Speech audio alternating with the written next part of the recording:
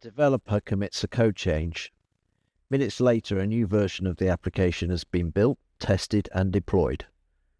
But what actually made that happen? The journey typically begins when a developer commits their code to a repository that's managed under source control. However, it's the next layer that we're most interested in for this video, the software responsible for orchestrating the entire delivery process, and that's the CI/CD pipeline. The pipeline controls a series of stages, and these commonly include building the application, running the automated tests, performing security scans, deploying the software, and finally monitoring the application once it's deployed. A cloud-native software delivery stack, not tied to any particular vendor, might look something like this. The actual tools used will vary considerably depending on the organization and the type of application being developed. A Microsoft-focused software house might use a technology stack more like this one. But for this video, I want to focus on an AWS native implementation. More specifically, we're going to look at how AWS CodePipeline can orchestrate the software delivery process, including the automated execution of Playwright functional tests. I think it always helps to look at real-world context. So let's suppose we're working on a team responsible for improving and maintaining the GovUK web portal applications, and we'll focus on one small function within this. In the UK, users can report road damage, and this simple government service helps direct them to the correct local council website. So if I enter the UK postcode MK181RY, I expect the application to identify the relevant local authority. And if I now click on Find Your Local Council, you can see that the postcode has been matched to Buckinghamshire Council. Now that gives us a very simple functional test. And we can express that using a behavior-driven syntax in this form. Given I am on the Report a Pothole page, when I enter the postcode MK181RY, and I click Find Your Local Council, then I should see that the postcode has been matched to Buckinghamshire Council. And as a team working on these pages, we might want to ensure that future changes to the application do not break this basic user journey.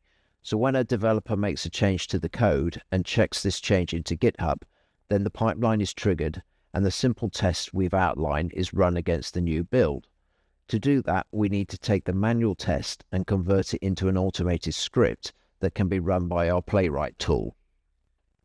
Scripted now using Playwright, that same test might look something like this.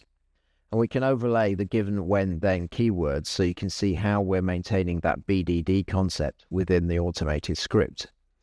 The broader theme of these videos is how to stay relevant in an increasingly AI-driven world. Because of that, I think it's more important to understand the high-level concepts and how this test will evolve into something that runs automatically from a CI/CD pipeline.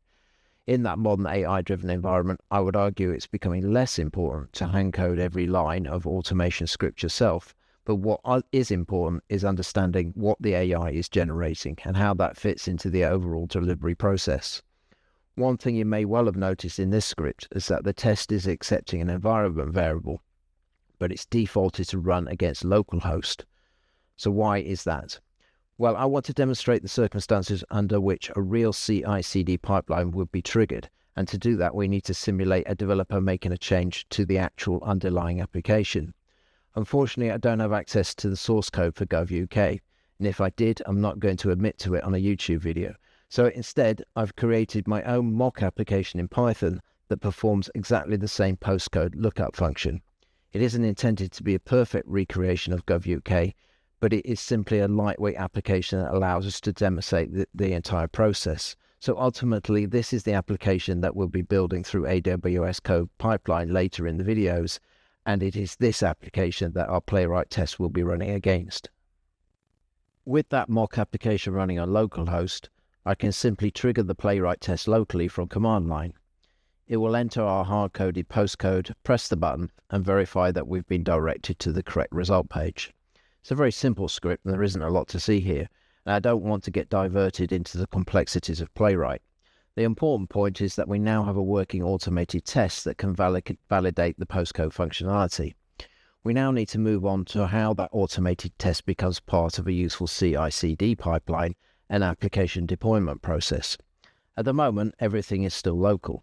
The application is on my machine, it's running on my machine, and the test is executing on my machine. Furthermore, as we've just seen, everything is being triggered manually from the command line. As we discussed right at the beginning of the video, one of the fundamental concepts of CI/CD is that our application code needs to live under source control. So the next step is to create a GitHub repository and move both our application and our automated test into that repository. Again, the mechanics of creating GitHub repositories aren't really going to be the focus of this video series. However, Git, source control, and our basic understanding of platforms such as GitHub are all fundamental skills for modern software testers and automation engineers. If you're not already familiar with repositories, commits, branches, and source control, then investing some time in learning those concepts will be an excellent next step in your learning journey. This is the repo I created in GitHub, and as I demonstrated in the previous graphic, I've moved both the automated test and the application source control into this repo.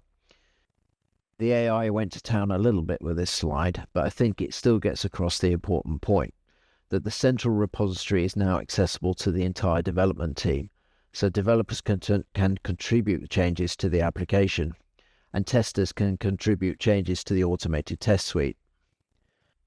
So that brings us to the end of part one, of which is going to be a two-part video. It's actually been extremely useful for me to step back and explain the fundamentals of the process, and I hope that working through a real-world example has helped to strengthen your understanding as well. In this video, we've taken a business requirement and we've converted it to a BDD scenario. We've then automated that using Playwright. We've created a mock of the application so we can update and modify it, and then brought both the application and the automated tests together under source control. So in the next video in the series, we're going to take the next steps and we'll deploy the application into the cloud environment, into the AWS environment, and set up the AWS CodePipeline. And then we'll connect it to our GitHub repo. We'll then see how the automated test we've created becomes part of a fully automated validation process, so it'll run against a cloud deployed application whenever a developer commits a change. At that point, we'll have moved from a manually executed local test into a modern CI/CD workflow capable of automatically validating application changes before they reach production. Thanks for watching, and I'll hope you'll join me in part 2.